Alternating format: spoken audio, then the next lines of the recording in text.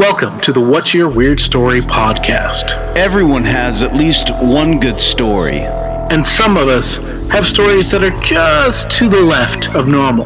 We're interested in the ones that push the boundaries of what we can perceive. Stories that defy explanations. Stories with an air of mystery. Stories we might not share for fear of being thought of differently. But don't worry, we're all friends here. So, what's your weird story?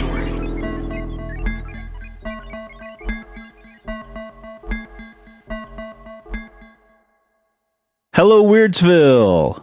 This is your co-host, Barry Johnston. We're here to walk down the lane of Weirdsville here on What's Your Weird Story. With me, as always, is my co-host, Mr. Adam Beebe. How are you, Adam? I am doing all right. Thank you for asking. How are you, sir? Doing well. Real quick, I want to apologize for something I said the last episode. I misspoke and accidentally I called George Flynn. My apologies. I just wanted to state that real quick. Just a lapse in my brain is all that was. So my apologies about that, and we're looking forward to this week. So yeah, we are here once again for the What's Your Weird Story podcast, and we have been waiting to share this particular episode with you guys. We have got with us today one Mr. Jeff Woolwine. Yes. And Jeff has got a lot to tell us. He's got a lot to share. He is he's a researcher and an author, and he has been a talking head on TV. You know what that means when the talking head is a person who, you know, they just show from the neck up and they're interviewed. In case you're ever wondering where the name of the band Talking Heads come from. That's where it comes from. It's from News. Yeah. Okay. That's great. So he's been a talking head on not in the band, but on the on TV, and but he is and he's been an experiencer of aliens or UFOs in particular, or UAPs, or maybe something else altogether. He's got he's made it really. This is his life work, I suppose you would say, wouldn't you, Bear? Oh yeah, he's really done a ton of research. He's devoted his life to it. So much that he's moved across the country to get to the bottom of some of this stuff, and it's really quite interesting. He's good at painting the picture of this world that you know he claims that exists, and it's pretty fascinating. It was a really good interview, and we were happy to get him on. We found Jeff through Facebook. His wife first contacted me, and then he and I exchanged some emails about what he's been researching and you know what he's witnessed, and he's here to tell us all about the Phoenix Lights and Phoenix, Arizona area in general. So there's a lot of information that is going to be here. He is full of information. A lot is very rapid fire. He was able to answer questions before we could finish getting them out of our mouth. Sometimes he knew what was coming up. So so it's just it's cool, man. It's a lot of fun, and like we said, it's a lot of information, and we're just real happy to have Jeff on and had a discussion lecture for us. So we hope you enjoy it as well. So Jeff, thank you for joining us. What's your weird story? Hey, great. Thanks for having me. I really appreciate it, guys. Absolutely. Okay. Wow. What a story to tell. I think, we're going to start off, so I was born and raised in Phoenix, Arizona. I grew up there. I lived there. And, over the years, especially, when I started reaching, 5th, 6th grade, I'd be out playing catch football with my dad, and here would be this white dot in the sky, and or later on I would see some kind of light in the sky, and being a kid, it's like you're just like, oh hey, what's that, and then you're off to playing something else.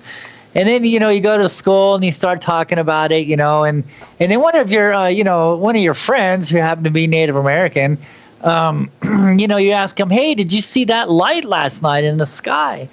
And, my friend's like, oh, yeah, my grandfather says that those lights, live in the mountains over there. And he pointed westward towards the White Tank Mountains in Phoenix, Arizona. And, being a kid, he just like, oh, okay, just blowing it off, blah, blah, blah. But later, we're talking like 20 years later, you're an adult and you just, everywhere you seem to go, you see these things in the sky. I've traveled all over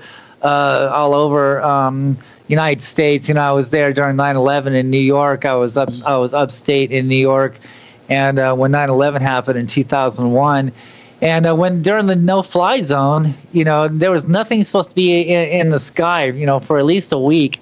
Right. And I'm a single dad. I got an apartment out there on a huge hill, 150 miles away from Ground Zero 9/11 in Corning, New York. And, my son's out there playing on a hill, and he comes running to the window. Hey, Dad, a UFO, UFO. So I go running to the window, and sure enough, man, I look up, and within like 1,000 or 2 feet right above our heads is what looks like 4 silver spheres. They're connected together. And the only way I can really explain on what these things kind of resembled is, the kids jumping jacks, the ball and the jacks, bounce the ball, pick up the jacks. That's exactly what this thing looked like. It was 4 spheres connected together, moving counterclockwise, going over our heads.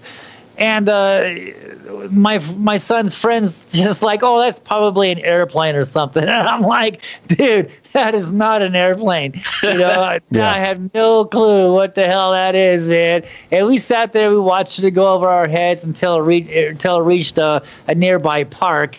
And something caught my eye to the right of it. And I looked up, and here comes another one. This was just a singular sphere, and it had a red tip and a white tail, and it was heading right towards those jacks.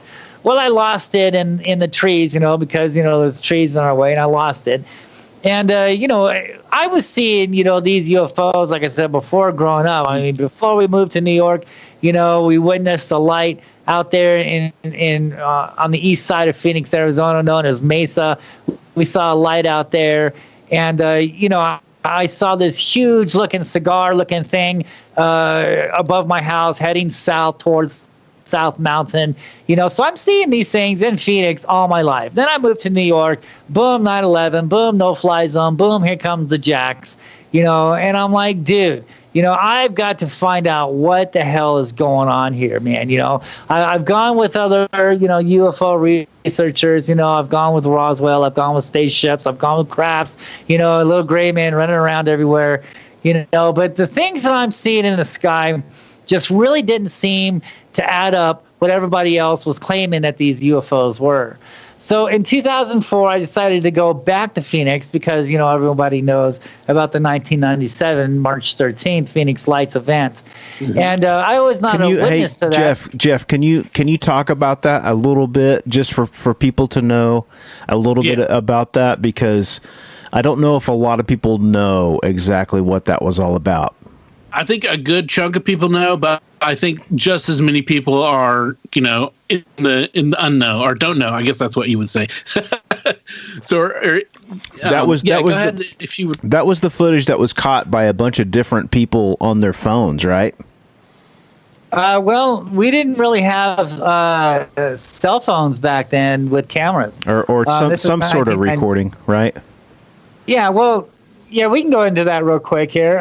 So March 13th, 1997, there were a bunch of lights that occurred on the west side of Phoenix, Arizona. On the west side of South Mountain, between the Australia Mountains, that's an Indian reservation known as the Star Mountain, Australia Mountain, and South Mountain, which is part of the United States. So there's an Indian barrier right there between these two mountains. Well, this is where the original 1997 Phoenix Lights arc took place at.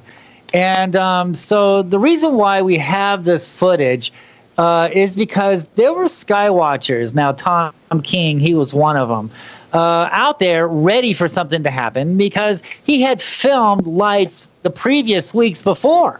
So he was on the news. I remember seeing him on the news, but he was in Mesa, and he's filming lights in Mesa. And what he was doing on the west side that night, I don't know, but he got some great shots. He was right under these lights. And so that's one of the reasons why we have footage of what actually happened that night. And also there was a couple other people that had video cameras at the time that saw these lights far west of the side of Phoenix, Arizona, and one of them was on the east side of South Mountain, and that's where this famous UFO video of March 13th took place out of the Ark. Okay, and from there, these lights just appeared in the sky. And then, single file in a row, they created an arc, not a V shape, but an arc, okay? And like I said before, connecting the Estrella Mountains to the west side of South Mountain. And then they slowly disappeared one by one, and that was it. Okay, so there's a lot of conflicting stories out there now. You know how, how stories tend to exaggerate and blow up and just get all kinds of crazy over the years, right? Well, that's kind of what happened here, in my opinion. Okay, well, first they said that it was first everybody was like, it's UFOs, and even wasn't like the mayor. He said, yeah, those are UFOs. And then like the next day they had a press conference, and of course they came out and somebody was dressed as an alien, and they made fun of the whole fact of it, and then said it was flares from the Air Force Base, right? Yes, we'll go into that here in a minute. Okay. So I'm getting ahead of myself. Sorry. No, that's okay. I'm excited about this story. So. I was in Phoenix. I'm a resident. I was there March 13th, 1987. I was outside on the supposed flight path of whatever people are claiming they saw to go over Phoenix. Okay, I was there. I was sitting right in the heart of that flight path, supposedly. I didn't see anything. Okay, so I did not see anything go over my head.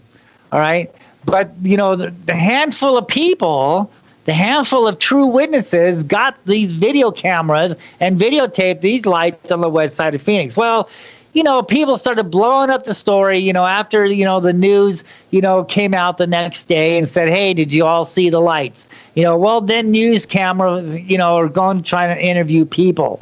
All right. So now all of a sudden, these people are in front of a news camera, saying, oh, I saw this craft and it went over the city of Phoenix. And so that seems to be the story now, that this huge craft went over Phoenix, going 8 miles an hour, mind you, 8 miles an hour, very slow, over the city, right? And so doing my investigations on this whole situation, they're saying, I could not find, it's been over 20 years now, man. I cannot find any videos proven that a craft or anything went over the city. Okay, all I find, in my opinion, all right, is what I call hearsay, and people selling books, selling movie tickets, trying to be on the news, saying a craft went over Phoenix.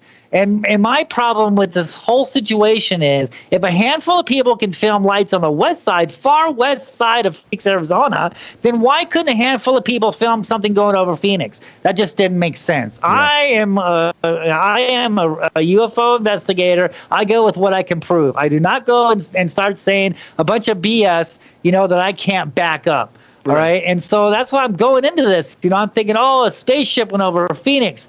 Okay, and then you're right, and then the mayor came out and he's like, oh, we're going to get DPS out investigating this. Well, DPS is the Department of Services, and all they do is monitor traffic on the freeways. So why the hell do they want the DPS looking into the Phoenix lights? Well, it just got all crazy, and then all of a sudden you're right, the news, there's a big news conference saying, oh, we're going to tell you what these lights were. All right, so then the guy comes out and he makes a big mockery out of it, okay? Mm-hmm. And, somebody in a space costume escorted by police officers, and they're saying, yeah, this was the guy, blah, blah.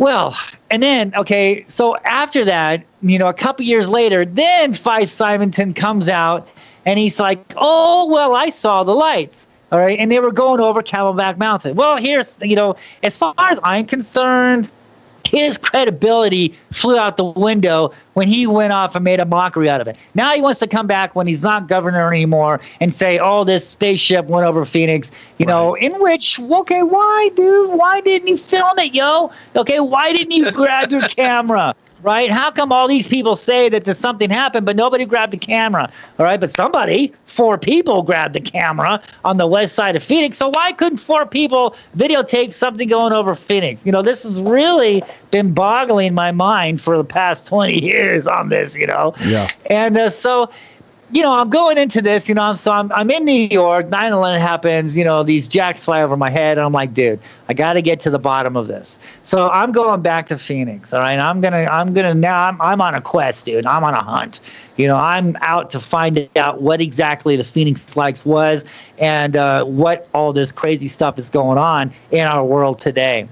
So I went off to Phoenix in 2004, and I just happened to catch this news clip, this news. I was watching the news, getting my son ready to go to school, and I'm watching the news. And the night before, the news helicopter videotaped lights again in the exact same spot on the west side where the 1997 Phoenix Lights happened at. All right. And so this was like in the starting of the beginning of the summer of 2004. So I knew, boom, the lights are back. Now is the time to hunt them down. And I remember, here we go back to Tom King. Okay. Tom King was on the far east side of Phoenix in Mesa when he was getting on the news, filming the lights on a regular basis. And so that's where I wanted to go. So from there, I moved to Mesa.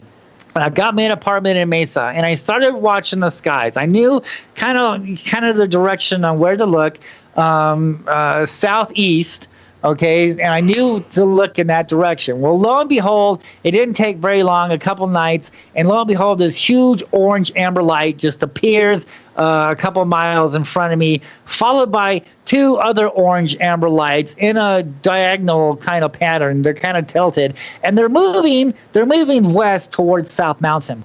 Okay, then they would disappear, and then 2 more would appear right in front of us and move west, heading towards South Mountain. The whole time, this other orange amber light is sitting there, and just kind of like watching us, right? And this happened like 3 or 4 times before all of them just disappeared. Okay, and then I didn't see anything else. Well, dude, I had my camera then. I was ready for this shit to happen, man. That was my very first UFO sighting that I recorded on camera. Boy, I was soaked. I was like, oh my God, this is wonderful. This is great. So the next morning, because there's a lot of trees and a lot of buildings in the way, I wanted to get closer to these things. So me and my son hopped up on our bikes and we took off heading towards that way. And the second night, it was getting kind of late. And so we kind of gave up, and we stopped at this school with like these little bleachers, but the sky was open. So I decided to stay there for a little while. And sure enough, 2 orange amber lights just appeared in front of us. All right. And they looked like eyes, man. Wow. They looked like snake eyes, dude. They're looking back at us, right? Wow. I mean, they were just magically in the sky. They appeared there. They sat there for a little while, and then they disappeared. Well, it was getting late. I had to get my son off to school the next morning, so we took off. So that weekend, I wanted to get even closer. So I kept going. I kept following that direction, and I found Mesa Community College, and they had a set of bleachers, that was at least 200 feet off the ground. I mean, it was high, all right, for the football stadiums and the track stuff, for the college. And here set these bleachers, and I climbed up on the top of the bleachers, and there it was perfect. South Mountain was right there. I could see the whole city of Phoenix. So the whole summer of 2004. Every evening, my son and I would take off, go up on these bleachers, set up the tripod, and sit and watch. And it paid off too. Hold on a sec. We lost you for a second there. I didn't lose him. Oh well. Yep. We should. Well, dang, sorry. Okay. My bad.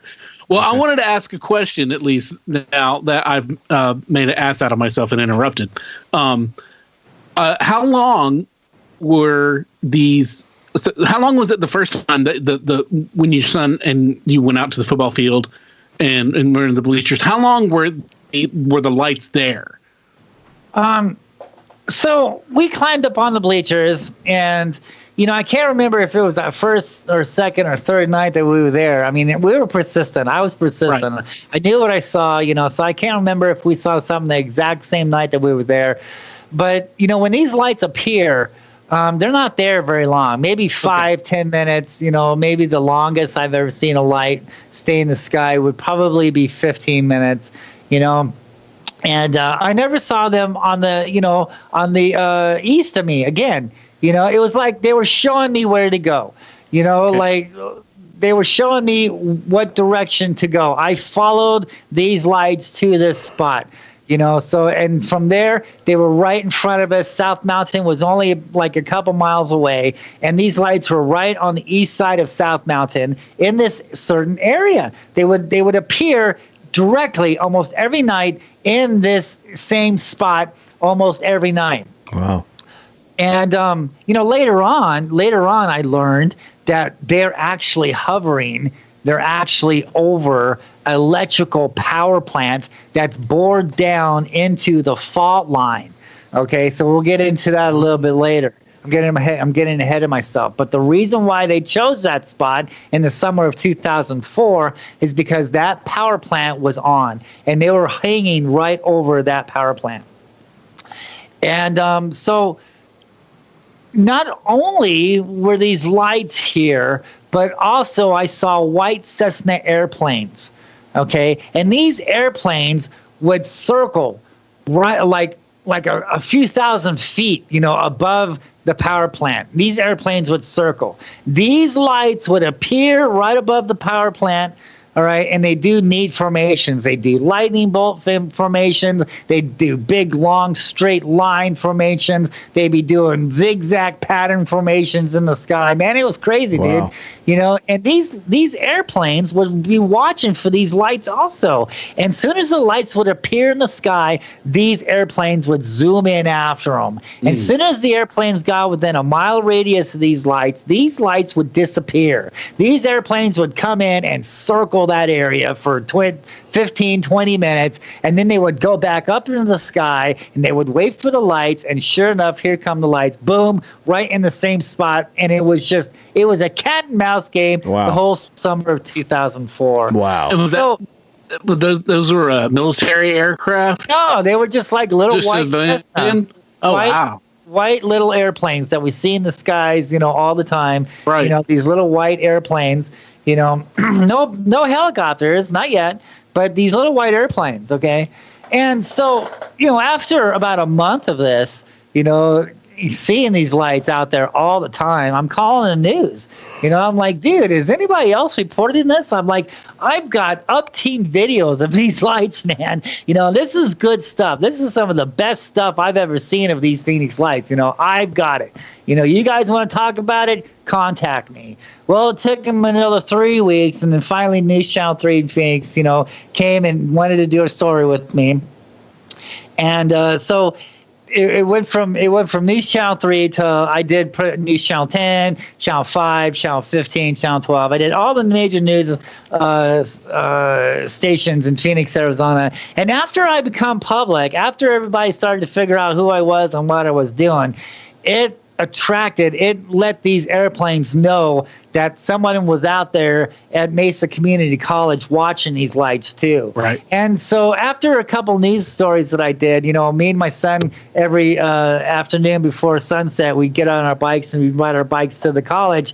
I saw this airplane hanging around my apartment complex. He would follow us all the way to Mesa Community College. He would sit there and circle us real high in the sky, watch us climb up the bleachers, set my tripod up, getting things set up. Sometimes he would fly right in front of me, so close I could see the pilot, and he was looking right at me. And then he would climb up into the sky, and here we go. Here goes this cat and mouse. Boom, boom, lights, airplanes, blah, blah, blah. That was going on the whole summer of 2004. I think in that summer, I must have recorded close to 100 sightings that Wow. summer, man.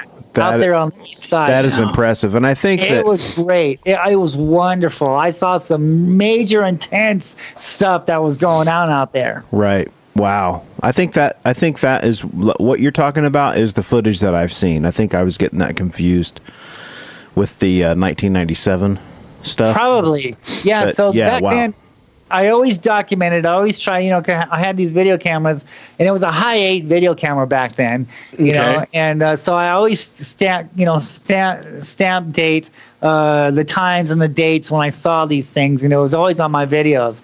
After a while, you buy some of these newer cameras, and it's hard to figure out how to get those stamps on there now, you know? So, right, dude. So anyway, so I did all these news stories, right? And so the News Channel 3, they wanted to do a possible explanation on what I'm seeing and what everybody else is seeing. So they drove 150 miles away to Tucson, Arizona, to the Davis-Monthan Air Force Base, and they videotaped these A-10s dropping flares out. Okay, and they were trying to say that what we're seeing is flare droppings from 110 miles away, and I'm sitting here in the heart of Phoenix, Arizona, watching these lights right in front of South Mountain, dude. And that was their explanation, and that we're seeing lights, way the hell out there. When you examine the footage, you could tell that these lights are so close to right here by the mountain, and that just, that pissed me off, man. I was like, wait, what the hell are you guys doing, man? So during my studies, I'm investigating, I'm hitting the libraries, I'm reading up on books and blah, blah. I'm starting to learn the source of where these lights hang out at. And it was mountains, man. It was mountains. Mm-hmm. So why are these things hanging around these mountains, man? So that was bringing me closer to the mountain. Not only did the lights show me the mountain, but my research is pointing towards the mountain. Yeah. And then by chance, I'm watching television, and lo and behold, what do I see? I see a Native American shaman from the Pueblo Indian Art Museum in downtown Phoenix up on South Mountain, all right? And he's doing a tour on the petroglyphs out there. And I'm like, wait a minute, and I'm starting, the more and more I'm watching this, the more and more this light bulb is turning on in my head, and then one of the people he was showing the tour to, the guy said, hey, he's like, this stick figure man looks like he's looking up at something in the sky.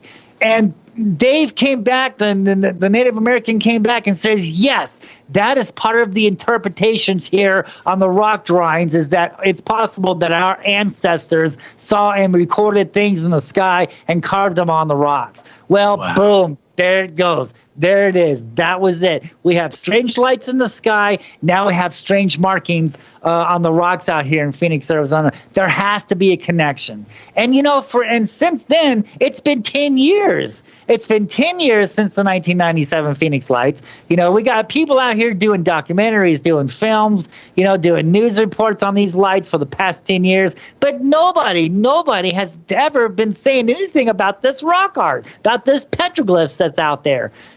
So after the flare droppings and after the conspiracy bullshit, I was like, dude, this has got to stop. I'm moving towards the mountain. All right. So in 2005, I moved again, and I got an apartment a mile away on the east side of South Mountain, and it was in the perfect location right outside my kitchen window. I could see the east side of South Mountain clear as day. So I sat there and I stuck my camera out the window, and I was there for 3 years. All right. And I videotaped these things coming and going on the mountain, and it was getting really crazy.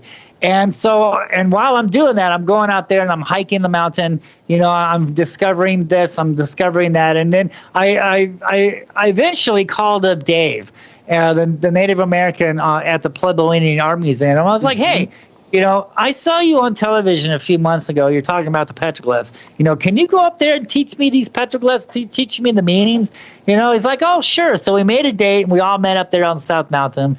I didn't tell him who I was. I didn't, exactly, what I was doing, because I just didn't know what he would think about it all. I wanted him to teach me first before, and I told him, I told him, look, I'm doing a documentary on the petroglyphs. Do you mind if a friend of mine films all this, me talking to you, talking about the petroglyphs? He didn't have a problem with it. Oh, my God, dude. We got up there, right? And he's talking about these spirals, man, on how they're doorways, they're vortexes for the spirits, right, of the earth and sky. Okay, so he's not saying spaceships, he's not saying crafts, and he's telling me that some of these spirals, end at the crack of the stone. Okay, and that crack of the boulder where this spiral petroglyph is carved at, that is the emergence point to the underworld. Wow. And, I'm thinking spaceships still. I'm still thinking spaceships. I'm still thinking technology and little gray men running around. And I'm like, dude, how can a big spaceship craft get into a little crack like that? All right, until I witnessed it, and it wasn't spaceships at all. It was something else, and we'll get into that a little bit later. I'm getting ahead of myself. Okay. So wow. Dave is telling me, look, all these stick figure people, and we see some with tails on them, and they called them, quote unquote, the lizard men. And the story went on to go when the Hohokam people, the Hohokam Indians, the first people who lived here in the Valley of the Sun, arrived here. The story goes, they didn't know how to live. So these spirits, these lizard people of the earth and sky came up out of the sand world. They lost their tails to look like everyone else. And they taught these people how to live in the desert. Of course, it wasn't a desert back then. It was a tropical-like landscape. We'll get into that later. And so they taught these people how to live. All right, and now we can find some of these exact stories through the Native American mythologies and some of these myths and legends. For instance, the Hopis. The Hopis say that they learned how to weave their baskets from watching Spider-Woman in the sky weave her web in the sky. And that's how they were able to weave their baskets and learn from Spider-Woman in the sky. And so this went on, and he was telling me about the giants. We came across these petroglyph giants, and he's telling me that the giants used to roam here in the valley, and here's the carvings of it. And he actually pointed to the Superstition Mountains. Now, a lot of people think, a lot of people are famous with this Superstition Mountains from the Lost Dutchman's gold mine that's out there. But according to the Native Americans, according to the real myth of what's really there, this is something completely different. This was created by the giants. And the story goes on to say, when the flood was coming to wipe out the giants, the water was rushing in. The lead giant told his people to come up on this rock and to stand there. And he used his powers to raise this rock up, but the water kept coming. He used his powers again to raise this rock up, but the water kept coming. He raised this boulder so huge, it was so huge, it was as big as the mountain, but the water kept coming. And as his last bit of strength to immortalize his people, he turned them all to stone, and when he did, that's when the water stopped. And to this day, you can look on the Superstition Mountains, and you can see the lead giant on the bottom right of the mountain, and he's look like he's praying. And up on top, you can see all the stone figures of the giants being turned to stone. And right under that, you can see the watermark where the flood had stopped. Okay? That's awesome. Wow. Right. And we find these giant formations, these huge rock formation that look like giants all over Phoenix. Matter of fact, there's one on Camelback Mountain, and he's kind of crouched down, and he's just this huge figure giant, man, sticking out. People call that Mummy Mountain, and but yeah, that's a giant turned to stone, man. And so he's telling me all these crazy stories and myths, and I'm just eating it all up. I'm going, yeah, dude, this is it. I'm on to something here. So we get done and we get down to the parking lot, and then I bring it up to him. Then I hit him with it. I say, so are you familiar with the Phoenix Lights? And he's like, oh, yeah. There was somebody on the news just talking to him a few months ago. I said, yeah, that was me. He goes, that was you? And I say, yeah. I said, I have this theory that I'm working on that these lights that we see in the skies have something to do with the petroglyphs carved on the mountains here. Oh, my God. He kind of went blank-faced. And he's a Native American, and he just kind of shut up. And he just didn't want to talk about this anymore. Wow. All right. It was spooky, man. It was crazy. It was like, I'm coming into taboo territory here. Oh, right. And learning all this stuff, the true Native Americans that want to talk about this, that, they don't really want to talk about it because actually, we're not supposed to know about these things. Right? What happened to their people long ago because of the Phoenix Lights, because of these things coming and going from these mountains, was not a good thing. Okay, and that's a big secret that we're going to go into here in a few minutes.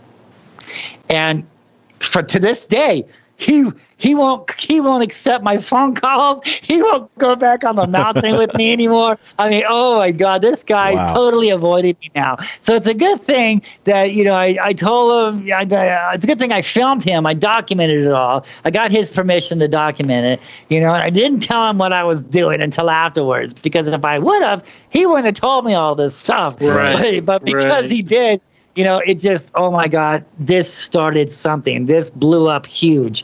And so when I'm looking out my kitchen window and I'm filming, right? I'm filming this thing, and it comes out of the mountain.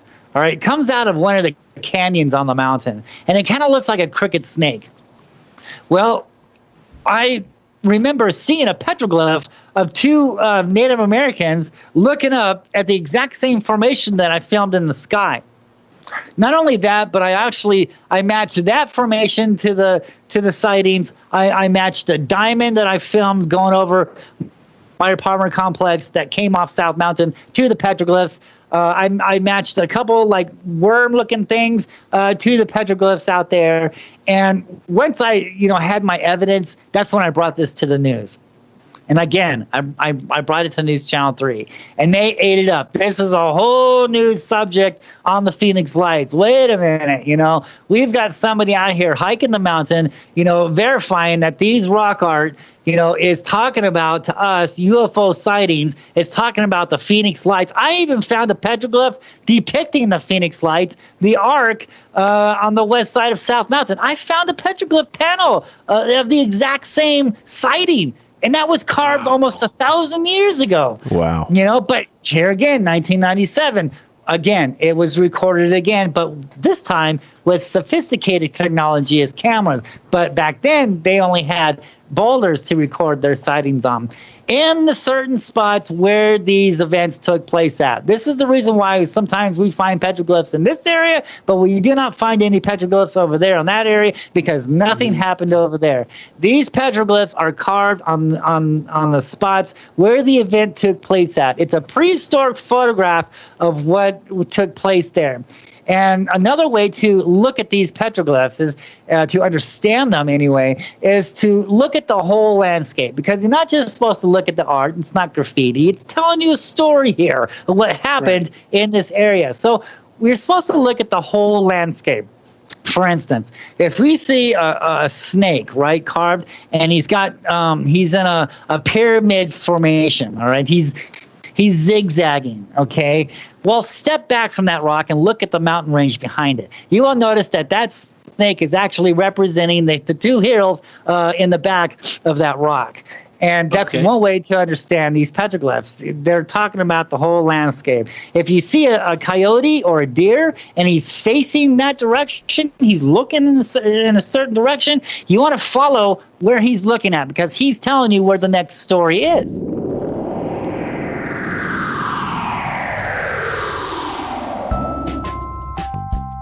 Hey man, did I ever tell you about this recent thing that happened to me? I was driving around in the country and it was just after dusk. So there's a little bit of light still coming on out of the sky, but it was mostly dark. I saw this black school bus. I don't think I've ever heard this. Okay, so I saw this black school bus. All the windows were tinted and it started following me for about 15 minutes. Whoa, no. Yeah. What did you do? I was at work. I was making deliveries and I just kept making my deliveries, and like it would even stop and wait for me. And yeah, but it was never close enough to where I could see it or anything, but it was following me, man. Wow. Dang. That's just an example of another really weird story that happened to me and that could have happened to you. You don't have to have a UFO encounter. You don't have to have seen the ghost of your grandmother. You don't have to know what Bigfoot smells like to have had a weird story. Basically, what we're saying is weird covers a lot of ground here on the What's Your Weird Story podcast. And we love hearing all of your stories, whether they're spooky, they're funny, they're bizarre, or they're just short, sweet, and unexplained. Kind of like our podcast. And so this blew up, and it got really crazy. And then all of a sudden, all these other cable shows started contacting me. This was before Ancient Aliens. This was before the UFO Hunter show. And somebody contacted me for a pilot that he was doing for the History Channel. And he also worked with UFO Magazine. And so I did an article on with UFO Magazine in 2005, which led to the pilot of UFO Magazine and also the Ancient Aliens TV series. And I took Pat Uskert up on South Mountain, and we talked about we talked about the Phoenix Lights, we talked about the petroglyphs, talking about UFOs and blah blah, and that kickstarted the UFO Hunter show on the History Channel and also the Ancient Aliens TV series. And so that pilot sat on Hollywood's desk for a few years until 2007, when the show actually aired on the History Channel, and then they came back, to do a follow-up. They wanted to, actually do the show right this time because it's on the History Channel. They want to do it right. So we went up there, and it really they got that History Channel money, I guess. Behind them. Yeah, it was crazy. Instead of one guy with a camera and a beat-up car, we're talking 5 black SUVs with cameras and equipment and microphones and all this crazy shit. Wow. It went from one guy to beat-up car. Yeah, right. It's amazing what Ancient Aliens will do for the History Channel. I know, right? Exactly. And so.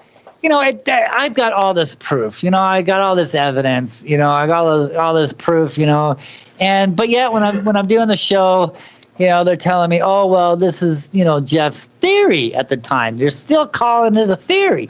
I didn't really appreciate that too much, and they're telling me, look, dude, you're filming some bizarre stuff. No one in the United States has been filming anything what you're filming. Maybe in Mexico, maybe in other parts of the world, but not here in the United States. He's like, if you're going to talk about these things, you need to say crafts, okay? You need to say technology, all right? You need to say spaceships, right? Because the public isn't ready for this shit, man. Oh, I was pissed. I was really upset about all that, Sure. How, I mean, excuse me, but what's I don't understand the logic of, if we're already going to take a step into what is outside of our quote unquote normal beliefs, our normal reality, by saying these are crafts from another planet or dimension or whatever, how much further then is it to say it than it's to say it's a being rather than a craft? I don't know. That's yeah, they just because I was the first one to ever do this. It always they always ridicule and they always don't believe people, right, and there's no evidence yet because no one else is seeing it yet, and all this stuff. And so even though I lost my chance on doing the Ancient Aliens TV series because of my findings, because of what I could prove. And they wanted to take a different route on this. They want to say spaceships and crafts, they're not ready for entities, and we'll get into that a little bit later. And, so I was really upset about all that. And I've worked so hard at this. I'm in the field. I'm on South Mountain. I'm hiking that mountain. I'm coming home with cramps in my legs. I'm studying this mountain. I'm studying the Native American myths. I'm watching. I'm the first one to match these UFOs to the petroglyphs. And they don't want to give me credit for that. That's what pissed me off. I did all this work, but yet they don't want to give me credit. They want to say, well, it's still Jeff's theory. Right. And so I'm really upset about that. So about a year later, right? So I'm investigating the CCC, the Civil Conservation Corps. That was during right before World War II, during the 1930s, during the Depression under President Roosevelt. Okay, this was the New Deal. All right, so we had the CCC workers out here on South Mountain. Not only did they live on South Mountain for a few years, they made trails, they made picnic areas, they made places to have barbecues and ramadas and things like that. They also were doing mining. They were mining for gold, and I think they pulled out about $60,000 full of gold and precious metals out of South Mountain. And they also destroyed petroglyphs. And that was the whole reason why I was investigating these people. Why the hell are you blowing up these petroglyphs? Why are you destroying this rock over here? You didn't blow up that rock over there. It's the same damn rock, dude. Why did you leave that one alone? But you're blowing this one up with petroglyphs. Until I figured out, well, I understood the petroglyphs more. They're telling a story. They're telling a story of giants. They're telling a story of demonic creatures. They're telling the story of sacrifice. They're telling the story of tombs. And for this being a public park, and a child walking up on a demonic creature carved on a rock over here would kind of scare the kids. And so a big cover up was going on here. They were out there blowing up stories. All right. So the petroglyphs that you can be available at, the ones that they left, are still there. But, the ones that go into great detail, they're blown up. They're gone. But when you go higher up on the mountain, they left those glyphs alone because they figured no one's going to go up there. Well, I do. I go off the trails, dude. You have to go off the trails to find out what the hell's going on. And when you go off the trails, that's where all the information is. And so that's when I learned, look, they're blowing up glyphs down here at the bottom of the mountain. They're not blowing up glyphs up here, and I found out more of the study. So investigating the CCC, I decided to hit the Phoenix Library downtown and the Phoenix Burton Bar Library. And they directed me to the, I believe it was the third floor, the Arizona room, for more information on South Mountain. So I told the lady, just give me everything you got on South Mountain. So she comes back and she gives me this huge folder. And, by then I'm doing radio shows. I'm doing, news reports. I'm doing all these other interviews and things. I'm talking about the tombs that I'm finding up there. Look, dude, I found tombs up there, man. I found altars up there, man. How come the archaeologist isn't talking about this? If I can find this, I'm an amateur archaeologist. I've studied rocks. I've studied, all this stuff. I've been doing this for almost all my life because I love history. So I know when something's out of place or not. I know when something's man-made and when something isn't. And I'm finding all these structures on South Mountain, but yet no evidence here. Nothing to back me up, dude. It's just my word and a bunch of photographs. Look, I've been here. Look at this. Does this look abnormal to you? And I've had some people go out there and call my bluff, which is great. And they come back and say, yes, there is something buried there.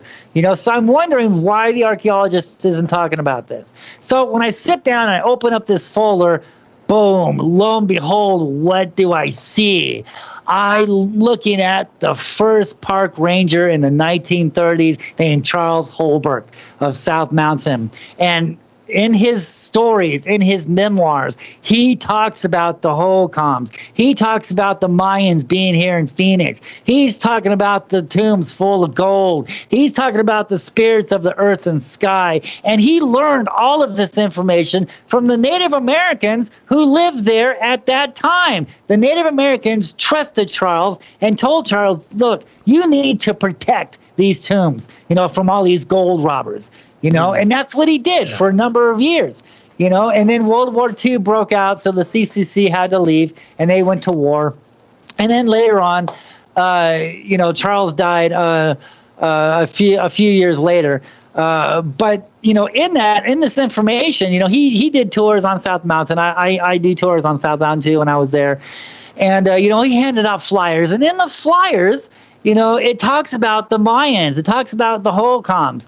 It talks about the spirits, coming up out of the ground and things like this, And he's talking about the tombs, and then I did a little bit more research and I found that his son, after his dad died, his son wrote a book also, and it went into more depth of Charles Holbrook. And then learning more of Charles Holbrook, I learned that he was a big deal back then, man. He was the man. I mean, his work is in some of these other libraries, government departments throughout the country. He was the man back then. And if this guy's talking about tombs and things like this on South Mountain, then it's got to be there, because back then, they were, right, believing him. They showed proof. I even found evidence of the Freemasons up there on South Mountain too, and we can go on that later if you want. But yeah, I found, everybody knows what the hell is there, and this tomb. This tomb has a great big spray painted on it. There's Roman numerals in front of it, and I'm sure there's cameras or motion sensors or something around that area, but this is there. And so from what his son is writing about Charles, because Charles came out and he's telling people, he's giving out flyers, look, the Mayans were here. Mm-hmm. I'm finding Mayan rock art out there on South Mountain, And so he's talking about the tombs. And one day, his son wrote in his book that Charles actually chased some of these gold seekers away from South Mountain because they're out there digging up the tombs. There was one information there that I found out from the Spanish conquistadors. So the archaeologists don't even want to admit that the Spanish even came this far. They're saying that they went another direction. But yet I found evidence that the Spanish was here. I found artifacts and things like that the Spanish was here on this mountain. And Charles Holbrook knew about that mountain. And one of the rumors there is that the Spanish erected 4 crosses, one to the east, one to the south, one to the north, and one to the west. And it says in his book that it must have taken a mighty army to construct these 4 crosses. Well, it was just a rumor back then, until Charles Holbrook looked down at the sun-blackened rocks and he finds these crosses. Well, he made the mistake of letting the city of Phoenix know where these crosses were. And the next year they made a new map of South Mountain and they put these crosses on the hill. Well, some vandals went up there looking for gold and they destroyed the crosses and they dug a hole looking for gold, and it was a big mess. Wow. And so Charles wanted to get the city of Phoenix to go back and help him rebuild these crosses. And the city of Phoenix didn't want to do that. But they said, you and your friends can go up there and rebuild the crosses. So his son goes on to say in his book that it was like a mighty army of ants going up the side of the hill with concrete and sand, rebuilding these crosses. And the wives and the daughters would be at the bottom handing out sandwiches and lemonade and things like that, while the workers went up there and rebuilt these crosses. Unfortunately, one of Charles's friends had a heart attack and died up there constructing these crosses. And that's as far as the story goes. Then the story ends. So for like 10 years, I'm looking for these crosses, right? And so one city of Phoenix map shows the crosses here, and then the other city of Phoenix shows them on the other side. I've been to both sides. One side is gone now. It's been totally blown up. There's a Wrestler's Roost restaurant there now. There's apartment buildings there, and there's golf courses. And I think that's where the petroglyphs, or that's where the crosses were at that time. Wow. So that's just one story that was really neat. Let's get back to the topic. So Charles Holbrook, what he says about this is the big conspiracy that the archaeologists do not talk about, that you will not ever hear anywhere else, but from this investigations. Okay. So when the Hohokams arrived here, now let's look at the word Hohokam. It is a Pima Indian name for the people who are gone, the people who are missing, because they were here one day and gone the next. They were masters of the land here in the Valley of the Sun. They were masters of the canal systems in the world. Okay, and also masters of other construction, and they ruled here for 1,000 years. All right, for 1,000 years they were here, and until one day they just up and vanished. Okay, so now the archaeologists want us to believe, well, they simply migrated somewhere else because it got too hot. Okay, right. Well, if that's the case, where the hell did they go? We can't find any evidence on where they went. All right, there's no evidence on where they went. They were here one day and gone the next. And this coincides with other tribes around the world who had no contact with each other, who reigned in their land for 1,000 years and all of a sudden up and disappeared. This happened at the same exact time as other tribes around the world. They were there, now they're gone. What happened to them? Nobody knows. Right. And so when we look at the petroglyphs here, it talks about where they went, and I'm getting ahead of myself.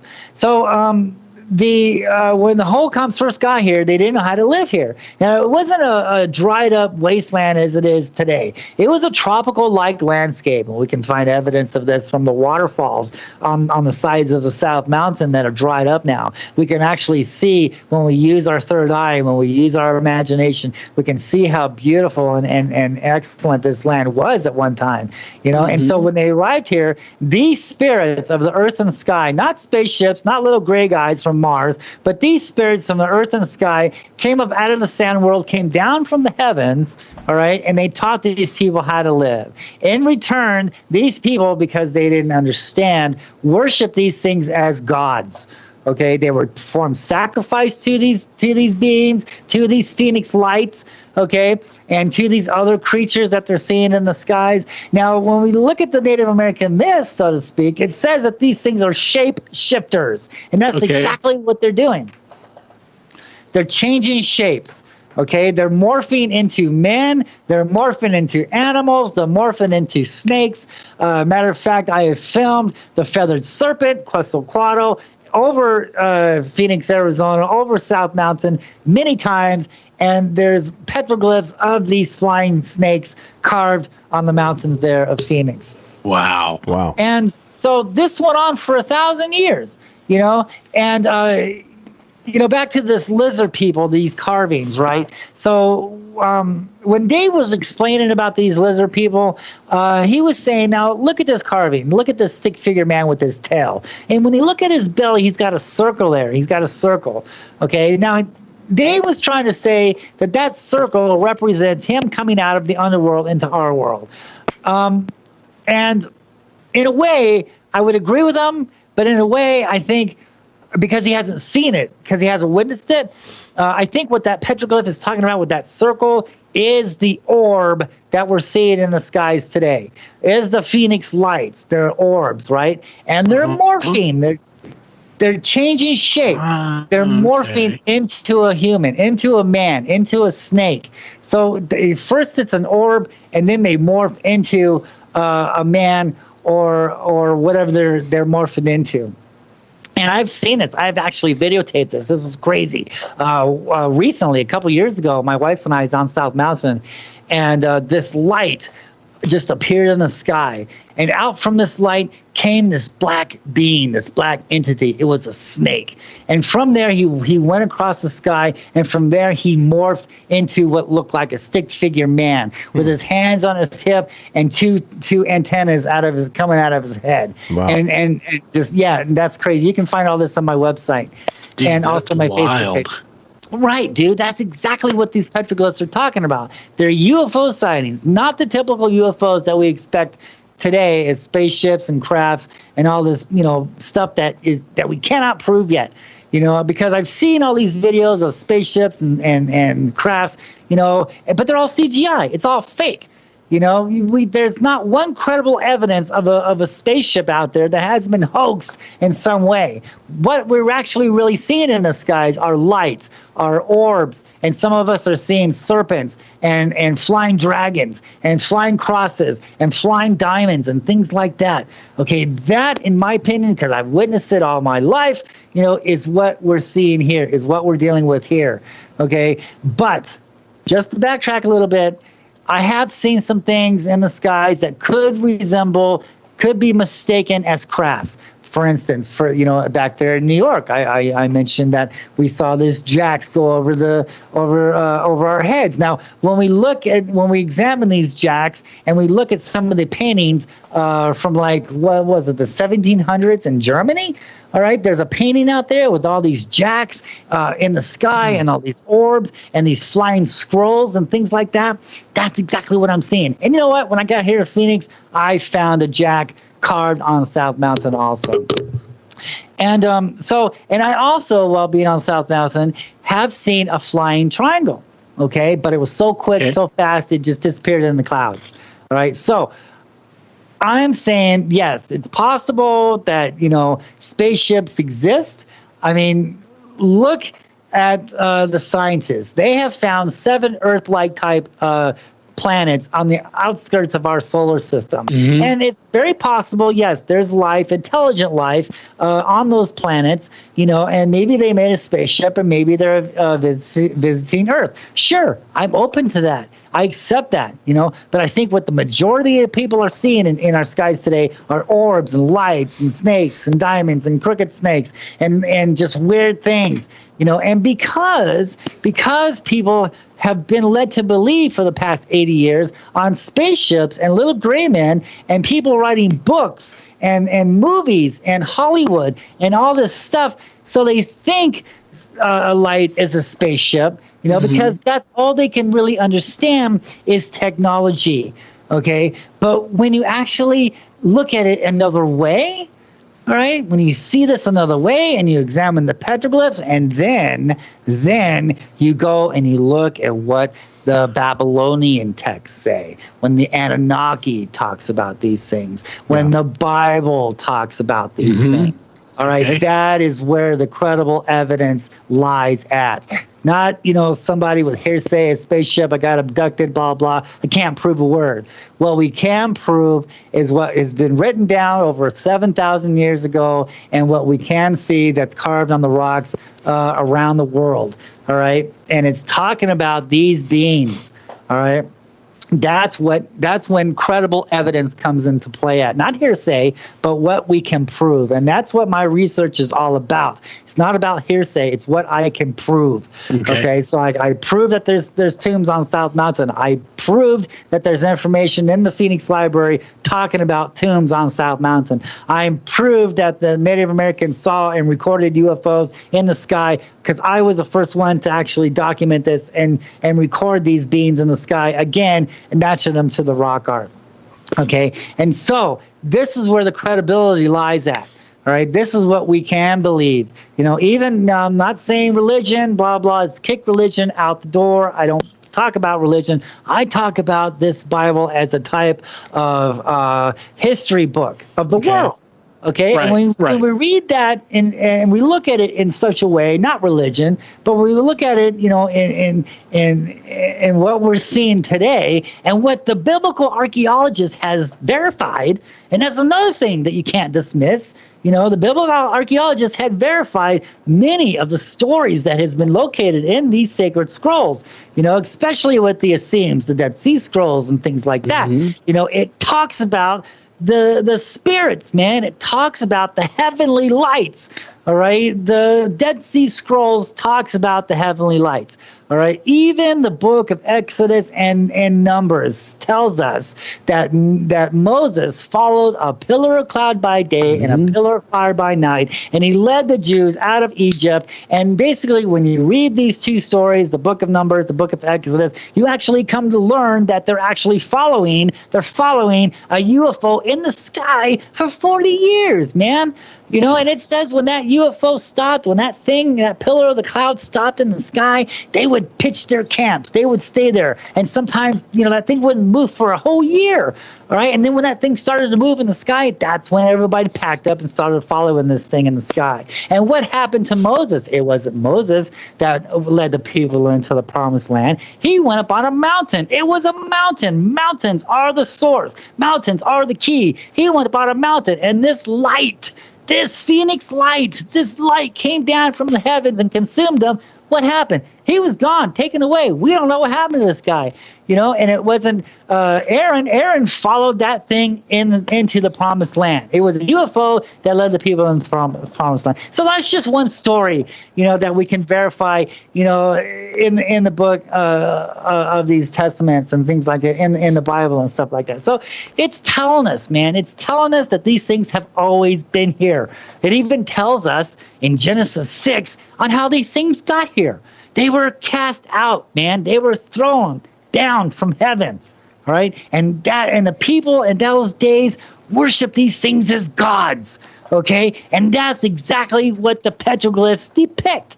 And it talks about the Nephilim. It talks about the giants. It's fascinating because we can go to the scriptures and we can read what was being written there, and then we can go out on the rock art and we can actually see the prehistoric photograph of the same damn story. That is when I realized, look, this is a complete whole different story on what people are believing. And because people, you bring up the Bible and things like, they're talking about, you don't talk to me about religion. I'm not talking about religion, dude. I'm talking about what we're seeing in the sky today. Back then they saw lights in the sky. They saw UFOs in the sky.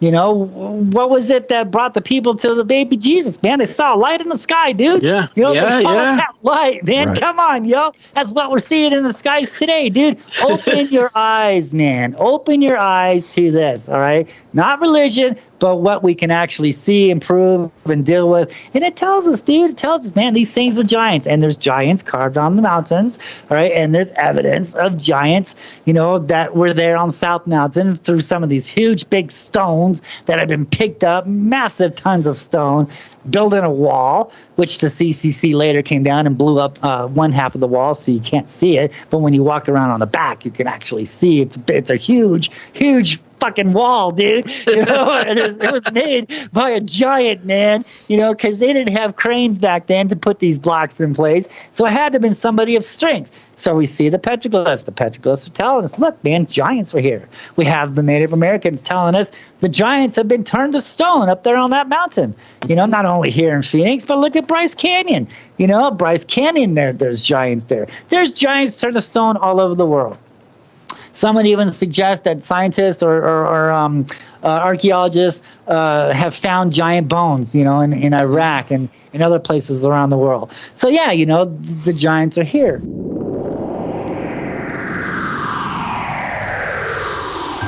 Hey, that's a nice T-shirt you got on there. Oh, thanks, dude. It's brand new. Do you like that? It's one of the official What's Your Weird Story T-shirts. Where'd you get that? It's funny that you ask. I just got it off the brand new Spreadshirt.com site for the What's Your Weird Story podcast. There's no www. You just go straight to shop.spreadshirt.com/what's without the apostrophe WHATS hyphen YER-WEIRD-STORY, and that'll take you right there. I mean, you can never own enough clothing. Well, it's true, Barry. There's t-shirts for the ladies because, they're cut differently. There's hoodies, which are really cool. There's two different kinds of hoodies, and there's also tote bags, so you can tote your stuff. That's so cool, man. So if you guys go out to spreadshirt.com, What's Your Weird Story, currently there are 2 designs, but there will be more going up very soon. So just keep your eyes out for that. And if you decide to get one of our shirts, tag yourself on Instagram to ours or Facebook. Show your love. Show us what you got. Let's see your true colors.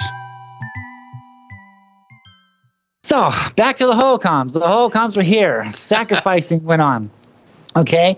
Until one day, and, I found altars out there. You can see it, in my book, and we'll get into that later. But, the sacrifices was going on until one day they decided, wait a minute, we should stop the sacrificing. Okay. And when they did, that's when things started to dry up in the land. That's when these lights, these things in the sky, these spirits of the earth and sky got upset. And some of the stories say that the devil, now they say the story goes on to say that the devil came from the east and took these people away. Okay. And it actually, when we look at the petroglyphs, we can see, the phoenix lights. We can see these lights, these orbs, these other diamonds and swastikas that we're seeing in the sky, picking people up by their heads and carrying them off into the sky, And so this was going on. This is a big, scary thing that was going on here. And the story says, the people that survived this Holocaust, they hid in caves. They watched what was going on. They watched the serpents take people away. They watched the phoenix lights take people away. They watched all these crazy things come down, pick them up, and take them off into the sky, never to return. And they were afraid, man. They were terrified. So when it was all over with, they decided to gather all the gold. And the story says that the gold was as high as the tallest saguaro cactus and as big and round as the sun in the sky. And they buried this gold in tombs all over South Mountain, not only South Mountain, but the mountains around the Valley of the Sun. And they vowed never to come back into this valley. They put a curse on this valley. They knew if they were going to continue to live here in Phoenix, Arizona, that eventually they would have to go back to war with these spirits of the earth and sky. They were afraid. They were terrified. So they bailed, man. They got the hell out of Dodge, dude. They took off back to their homeland, back to Mexico. They stopped off at Casa Grande. They stayed there for a little while and taught those people how to build adobe structures and how to make canals. But their final destination was Mexico. So for 400 years, nobody lived in this Valley of the Sun. There was Native Americans who lived on the outskirts of that, and they saw the lights. They saw the serpents. They saw the orbs, and they were afraid because they knew what happened to their people. And they told their children from generation to generation to generation what these spirits of the earth and the sky did to their people. So when we come up to Dave, the Native American who's teaching me the petroglyphs here, and I'm telling him, look, I'm seeing these lights, and then all of a sudden he doesn't want to talk to me anymore. That explains it, dude, because he was taught the truth, man. He knew from his mom and dad and his grandparents saying, look, man, you're our people, were taken away by these spirits, man. It was not a good thing. Okay, when the Native Americans first interacted with these phoenix lights, first interacted with these beings from the earth and sky, they didn't know what they were getting themselves into. They were fooled. They thought these things were gods, until they stopped worshiping them, and that's when everything got wasted. That's when everything turned, that's when they got taken away, and was never seen before. And like I said before, this happened not only here with the Native Americans here, but also around the world. It was the same exact story. And so nobody lived here for 400 years. And this is why when the pioneers first got here, the canals were still intact. There were still structures here. There was still pottery here. There was still evidence, that somebody lived here once before. I mean, the archaeologist, man, he's so full of shit. They moved. Okay, when you and I moved, we take our belongings with us. But when the Holocaust disappeared, they didn't take anything. They left everything behind and simply left. They're not going to leave stuff, there. They're going to take it with, dude. And then we'd find evidence on where they went. No place. But the petroglyphs show them taken away. The oral tradition says they were taken away. Charles Holbrook says that they were taken away. And that is the truth here. And this is what in my opinion, this is the biggest conspiracy of the earth, that these things were here. And, they're not from Alpha Centauri. Okay. They're not from another world. This is their world too. This is their planet. They have always been. That was going to be one of my next questions. Where are they from? They were cast down. Okay, now it does say in the Anunnaki scrolls, in the Babylonian scrolls, that some stayed. That's what we see in the skies today, and then some left and promised to come back. Okay. And so this is what we're seeing in the skies now. Is what stayed here. Is what was left. these other beings, they probably, took off to another planet where the energy presides at. So let's talk about this energy real quick. So remember I was saying that these fault lines, is attracting things, and another thing, sitting by that mountain for so many years, I documented it. I tracked it all. I tracked the equinox and the summer solstice and things like that. And so did the Hohokam Indians, man. They were sky watchers, and the archaeologist wants us to believe, well, these equinox and light and shadow panels out there, that happens during the equinox and the solstice, that's just telling us that it's changing seasons and it's trying to plant corn. Man, that's bullshit, dude. They don't care about corn. They care about these gods in the sky on their return. Okay, so I noticed the first year, January, February, March, April, May, June, July, in August, boy, they were here, dude. Those things are coming and gone from the mountain. But then after the equinox and after the solstice, they seemed to disappear. They were gone. And then after the equinox or the solstice, they would start to slowly come back. So in between the equinox and the solstice, those months in between, boy, they're here. They're coming down on the mountain. They're here. And then when the equinox gets closer, they start to disappear. And where do they go? Yeah, that's exactly. Where do they go? Yeah, and where do they go? They are following the sun. The Earth is the sun is orbiting the Earth, or the Earth is orbiting the sun. Right. Okay, so this is the reason why we have the changing of the seasons. So when the sun gets in the right position of these natural energies around the Earth, such as fault lines, volcanoes, and even some man-made energy sources, such as nuclear facilities, all right, it attracts these beings to these energy spots. So when the sun gets in the right position of these fault lines, that's when these beings are here to absorb the energy. Okay, so the Native Americans say that they're going down into the underworld. Well, the scientific explanation is they're going down into that fault line. They're absorbing the energy. And a lot of people are saying, well, why do these crafts have lights? Why are we seeing lights? Why do these spaceships, why do these things need lights, need headlights? They can't see in the dark? No, that has nothing to do with it. Just as the fireflies, the lightning bugs have lights on their belly, so do these things. This is part of them. Each light is a living being. You see 5 lights out there, you're looking at 5 living entities, 5 living beings. Okay, they're alive. They know who's watching. They know who's not. This is how they're getting away with being in our skies. It's because they know who's watching. They know who's not. They don't make any noise. They don't cast any shadows. Okay, they're intelligent creatures. Just as man is higher than the animals, these things are higher than man. So to speak. So they're a type of animal. They're a type of creature. They're a type of entity. And they're absorbing the energy. So when you see them all lighting up and all bright and lit up, that's because of the energy that they have absorbed. So what kind of a being are they? I mean, because